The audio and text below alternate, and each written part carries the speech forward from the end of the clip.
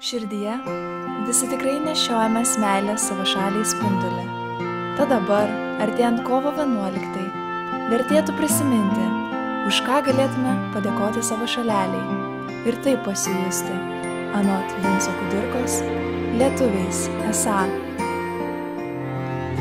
Tu mums lyg miela motina, ginsim, saugosim, garsinsim tavo vardą, vieningai padėsim vienas kitam. Už didingą praeitį, už gamtą, už savo brolius lietuvius, o svarbiausia už laisvę. Už tai, kad laisvi ir lygus galime gyventi.